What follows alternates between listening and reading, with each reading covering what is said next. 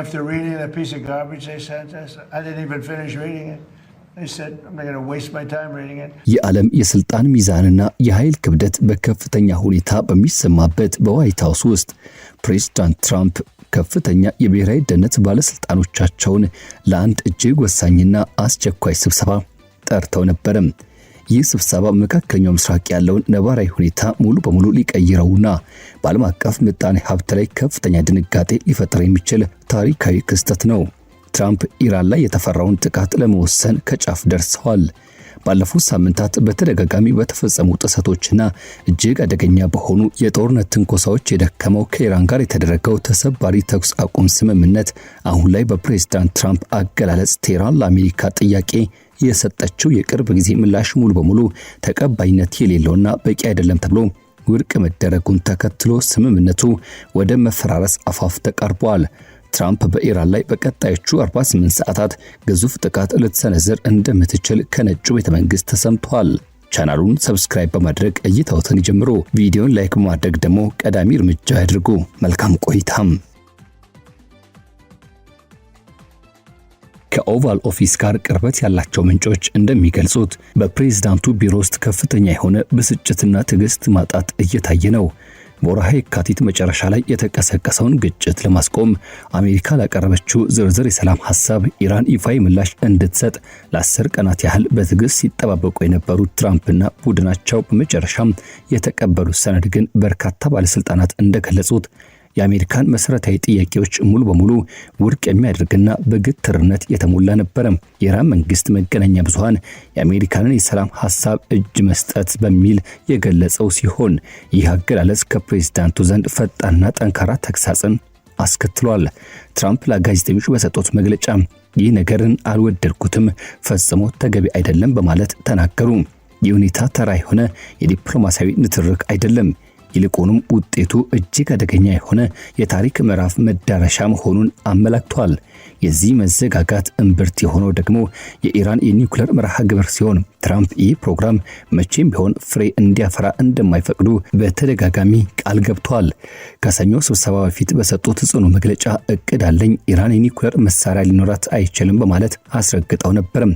ፕሬዝዳንቱ እንደገለጹት ከሆነ ኢራን ቀደም ሲል በነበሩት ምልክቶች እጇ ላይ ያለውን የበለጸገ ዩራኒየም ክምችት ለአሜሪካ አሳልፋ ለመስጠት ዝግጁ መስላ የታየች ቢሆንም በይፋዊ ምላሿ ግን ከዚህ ሐሳቧ ወደ ኋላ ማፈግፈጓን ገልጸዋል። ይህ የቴህራን የአቋም ለውጥ ታዲያ ወታደራዊ አማራጮችን በድጋሚ ወደፊት እንዲመጡ ማድረጉን ባለስልጣናቱ ይናገራሉ።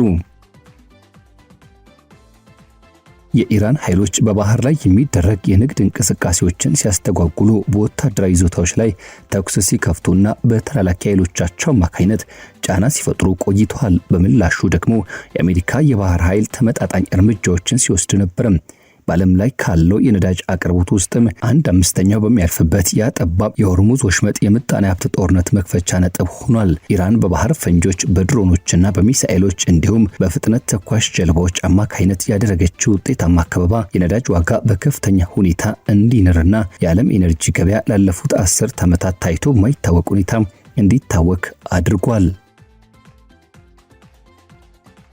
በዚህ መካከል ነው ፕሮጀክት ፍሪደም የተሰኘው የአሜሪካ ተነሳሽነት ብቅ ያለው። ይህ ፕሮጀክት የንግድ መርከቦችን በባህር ኃይል ጥበቃ አማካይነት ወሽመጥ ውስጥ እንዲያርፉ ለማድረግ ታስቦ የተጀመረ ነበር። አሜሪካውያን የጦር መርከቦች፣ የነዳጅ ጫኝ የጭነት መርከቦችና እንዲሁም ከኢራን ስጋት የጠበቁ እንዲያልፉ የሚያደርግ ይህ ዘመቻ በከፍተኛ ዝግጅት የተጀመረ ቢሆንም ስኬቱ ግን የተገደበ ነበር።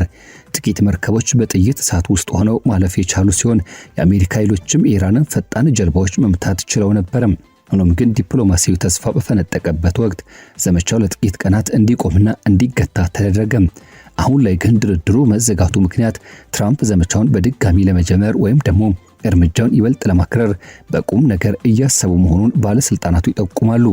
በዚህ ሂደት የደረሰው የሰው ህይወትና ስልታዊ ኪሳራ እጅግ ከፍተኛ ነው።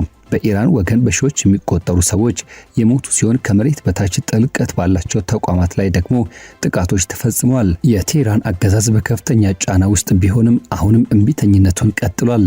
የአሜሪካ የቅርብ አጋር የሆነችው እስራኤል የኢራንን የበለጸገ ዩራኒየም ክምችት በእጅ ለማስገባት የሚደረጉ ልዩ ወታደራዊ ዘመቻዎችን ጨምሮ ይበልጥ ወሳኝ የሆኑ እርምጃዎች እንዲወሰዱ በከፍተኛ ሁኔታ እየወተወተች ትገኛለች።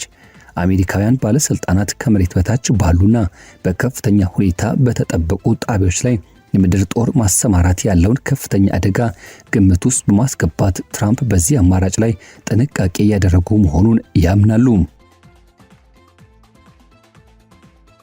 ስማቸው እንዳይጠቀስ የፈለጉ ሁለት ከፍተኛ የአሜሪካ ባለስልጣናት ለአክሲዮስ እንደገለጹት ትራምፕ በኢራን ላይ ያለውን ጫና ለመጨመርና ቴህራን ትርጉም ያለው ስምምነት እንድታደርግ ለማስገደድ ወደ አንድ አይነት ወታደራዊ እርምጃ እያዘነበሉ ነው። አንደኛው ባለስልጣን በግልጽ እንደተናገሩት ትንሽ ቀጥ አድርጎ ሊያስተካክላቸው ይፈልጋል ብለዋል።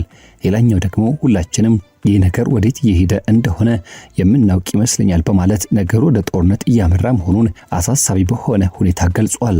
የፕሬዝዳንቱ ይፋዊ ንግግሮች ከውስጥ ካሉት ውይይቶች ጋር የሚጣጣሙ ናቸው።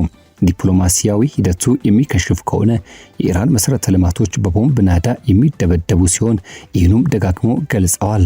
የሰኞ ንግግራቸው ለጥርጣሬ ቦታ አልሰጠም።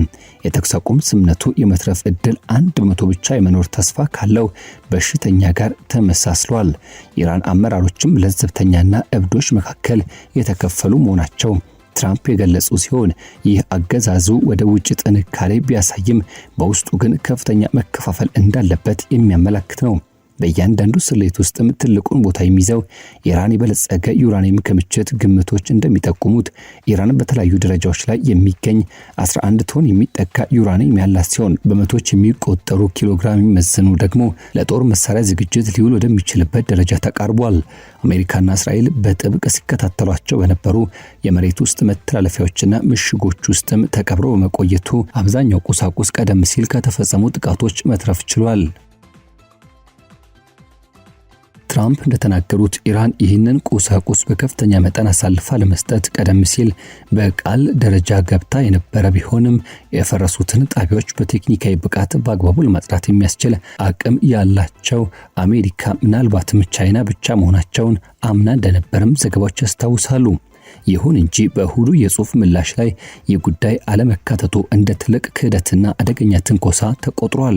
የኢራን የኒውክሌር ባለቤት መሆኑን ለወደፊት ትልቅ የታሪክ ስጋት አድርገው ለሚመለከቱት ፕሬዝዳንቱ ይህ ከአቋም ወደ ኋላ ማፈግፈግ በፍጹም ተቀባይነት የሌለው ጉዳይ ነው። ወታደራዊ ባለሙያዎች እንደሚናገሩት እስካሁን ባልተመቱና በተለዩ የቀሩ 25% የኢራን ኢላማዎች ላይ የሚሰነዘር መጠነኛ ጥቃት እንኳን ኢራን የኒውክሌር መሳሪያ ለመስራት የሚያስፈልጋትን አቅም በእጅጉ ሊቀንስ ይችላል።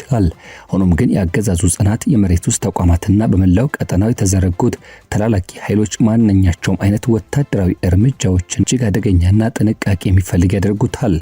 እስራኤል እንደምትወተውተው ክምችቱን ለመቀማት የሚደረገው የልዩ ኃይል ድንገተኛ ወረራ በዘመናዊ ታሪክ ውስጥ ታይቶ የማይታወቅ ደፋር እርምጃ የሚሆን ሲሆን ይህም ለአሜሪካ ወታደሮች ሕይወት አስጊ ከመሆኑ በላይ ሰፊ የክልላዊ ጦርነት የመቀስቀስ ዕድሉ ከፍተኛ ነው። የዓለም ገበያ ቀድሞውኑ ለዚህ አለመረጋጋት ምላሽ መስጠት ጀምሯል። የድርድሩ መዘጋጋትና የትራምፕ ጠንካራ ንግግር እንደተሰማ ማክሰኞ ጠዋት የብሬንት ድፍድፍ ነዳጅ ዋጋ በአንድ በርሜል $105 ደርሷል። ይህ ብቻ አይደለም። የዌስት ቴክሳስ ነዳጅ ዋጋ ይህን ተከትሎ ወደ 99 እስከ $100 አድጓል። ጦርነቱ ከተቀሰቀሰበት ወርሃ የካቲት መጨረሻ አንስቶ የነዳጅ ዋጋ ከ4 እስከ 50% ጭማሪ ያሳየ ሲሆን ይህም የሸማቾችን በእጅጉ የጎዳና በዓለም አቀፍ ምጣኔ ሀብት ማገገሚያ ላይ የዋጋ ግሽበት ስጋትን እየረጨ ይገኛል። በአሜሪካ ውስጥ የቤንዚን ዋጋ ባለፉት በርካታ ዓመታት ታይቶ የማይታወቅ ደረጃ ላይ የደረሰ ሲሆን በአንዳንድ አካባቢዎች አንድ ጋሎን ነዳጅ ከ5 እስከ $6 የተሸጠ ነው። ትራምፕ ለህዝቡ እፎይታ ለመስጠት ሲሉ የፌዴራል ነዳጅ ታክስን ለጊዜው ለማንሳት ሐሳብ አቅርበዋል። ነገር ግን ተንታኞች እንደሚሉት ከሆነ በባህረ ሰላጤው አካባቢ ያለው ረብሻ የሚቀጥል ከሆነ የነዳጅ ዋጋ ወደ $115 ሊያሻቅብ ወይም ደግሞ ከዚያ በላይ ከፍ ሊል ይችላል። ይህ የምጣኔ ሀብት ቀውስም ከአውሮፓ የኤነርጂ ክፍያዎች እስከ እስያ የማምረቻ ወጪዎች ድረስ ሰፊ ተጽዕኖ አለው። የኢራን ነዳጅ ዋነኛ ገዢ የሆነችው ቻይናም ይህኑ ጫና በከፍተኛ ሁኔታ እየተሰማት ይገኛል። በአሁኑ ወቅትም መላው ዓለም በከፍተኛ ስጋት ዋሽንግተንና ቴህራንን እየተመለከቱ ሲሆን የፕሬዝዳንት ትራምፕ ቀጣይ እርምጃ የዚህን ታሪክ አቅጣጫ የሚወስን ይሆናል። የሰላሙ በር የተዘጋና የጦርነት ነጋሪት እየተጎሰመ ባለበት በዚህ ወቅት ላይ ዲፕሎማሲያዊ ሂደት የመጨረሻው ትንፋሽ እየወሰደ መሆኑም በአደባባይ ታይቷል። የአሜሪካው ፕሬዝዳንት ትራምፕ ወደ ቤጂንግ የሚያደርጉትን ጉዞ ረቡዕ ዕለት ተጀምሮ እስከ አርብ ድረስ እንደሚቆይ የሚጠበቅ ጉብኝት ሲሆን በዓለም አቀፍ የፖለቲካ መድረክ ላይ እጅግ ግዙፍ ጥላውን አጥልቷል። በዚህ ጉብኝት ወቅትም ፕሬዝዳንቱ ከቻይና አቻቸው ሺጂፒንግ ጋር ፊት ለፊት ተገናኝተው የኢራን ጉዳይ በተመለከተ ጠንከር ያሉ ጫናም ያሳድራሉ ተብሎ ይጠበቃል። ቤጂንግ እስካሁን ባለው ሂደትም ትልቁ የኢራን የነዳጅ ደንበኛ እንደመሆኗ መጠን ያላትን ምጣኔ ሀብት የበላይነትና የገበያ ተጽዕኖ መጠቀም ቴህራን የተወሰኑ ስምምነቶች እንድታደርግና ወደ ድርድር ጠረጴዛ እንድትመጣ ስትወተውት ቆይታለች። ይሁን እንጂ የቻይና ፍላጎቶች እጅግ ውስብስብና በብዙ ገመዶች የተተበተቡ ናቸው። በአንድ በኩል በኢራን ላይ በተጣለው ማዕቀብ ምክንያት የኢራን ድፍድፍ ነዳጅ በቅናሽ ዋጋ ማግኘቷ ተጠቃሚ ሲያደርጋት፣ በሌላ በኩል ደግሞ አሜሪካ በኢራን ላይ የምታደርገውን ዘመቻ የምትመለከተው በሁለት ሀያላን ሀገራት መካከል ካለው ስልታዊ ፉክክር መነጽር አንጻር ነው። የአሜሪካ ከፍተኛ ባለስልጣናት ፕሬዝዳንቱ በቻይና በሚቆዩባቸው ቀናት ውስጥም ወይም ደግሞ ከዚያ በፊት ምንም አይነት መጠነ ሰፊ የሆነ ወታደራዊ እርምጃ ይወሰዳል ብለው አይጠብቁም። ይህ ሁኔታ ለዲፕሎማሲ ጥረቶች የመጨረሻውና ብቸኛውን ቀዳዳ አሊያም መስኮት የከፈተ ይመስላል። ሆኖም ከዋሽንግተን ወደ ቤጂንግ የሚተላለፈው መልእክት እጅግ ግልጽና የማይሻማ ነው። ይኸውም ቻይና የኢራን መንግስት ለድርድር እንዲንበረከክና ስምምነቶችን እንዲቀበል የበኩሏን ድርሻ እንድትወጣም፣ ካልሆነ ግን ለረዥም ጊዜ የሚዘልቅ ግጭት የሚያስከትለውን መዘዝና ተያያዥ የሆኑ የጎንዮሽ ጫናዎችን ለመቀበል ዝግጁ እንድትሆን የሚል ነው። በዚህ በታሪክ ታላቅ ይዘት ይኖረዋል ተብሎ በሚጠበቀው ጉባኤ ላይ የንግድ ግንኙነቶች፣ የቴክኖሎጂ ሽሚያዎች፣ የታይዋን ጉዳይና የፌንታኒል ህገወጥ ዝውውርን የመሳሰሉ አጀንዳዎች ሁሉ በዝርዝር ይቀርባሉ። የኒውክሌር መርሃ ግብሩን ፋይልና የሆርሙዝ ወሽመጥ ውጥረትን ወደ ጎን በመተው የግጭት መካከለኛው ምስራቅ የሚገኙ የተላላኪ ኃይሎችን የጦር አውድማ ዳግም እንዲቀሰቀስ አድርጎታል። በሊባኖስ የሚገኘው ሄዝቦላ፣ በየመን የሚንቀሳቀሱት ሁቲዎች እንዲሁም በኢራቅና በሶሪያ የሚገኙት የተለያዩ ታጣቂ ኃይሎች ሁሉም የተቀመጡትን የቀይ መስመሮች በማለፍ አሜሪካና አጋሮቿን እየፈተኑ ይገኛሉ። በሌላ በኩል እስራኤል ከኢራን ጋር ግንኙነት አላቸው በሚባሉ ኢላማዎች ላይ የምትወስደውን ወታደራዊ እርምጃ አጠናክራ የቀጠለች ሲሆን ይህም ቀድሞውኑ ለከፋው ቀውስ ተጨማሪ ውስብስብነትን እየፈጠረ ነው። በኢራን አጸፋዊ እርምጃ ስጋትና አስተማማኝ የባህር ላይ ትራንስፖርት ማግኘት ፍላጎት መካከል የተቆለፉት የባህረ ሰላጤው ሀገራት ሁኔታውን በከፍተኛ ስጋትና ጭንቀት እየተከታተሉ ይገኛሉ። በቴህራን የሚገኘው አገዛዝ ምንም እንኳን ከፍተኛ ወታደራዊና ምጣኔ ሀብታዊ ኪሳሮች ቢደርሱበትም አሁንም ድረስ ወዲያውኑ የመፈራረስ ወይም የመንበርከክ ምልክት አላሳየም። የሀገሪቱ አመራሮችም ጊዜው ያልተመጣጠነ ብሎም የውጊያ ስልታቸውን ዓለም አቀፍ ማህበረሰብ በጦርነት መዝለቁ ለነርሱ የሚጠቅም እንደሆነ በዝርዝር አስልተውታል። ሆኖም ግን በአገዛዝ ውስጥ የሚታየው የውስጥ መከፋፈል ያውም በፕሬዝዳንት ትራምፕ አገላለጽ በመካከለኛና በጽንፈኛ አመራሮች መካከል ያለው ልዩነት የአሜሪካ ከፍተኛ ጫና እርምጃዎች የአገዛዙን ስንጥቅ ይበልጥ ሊያሰፋው እንደሚችል ይጠቁማሉ።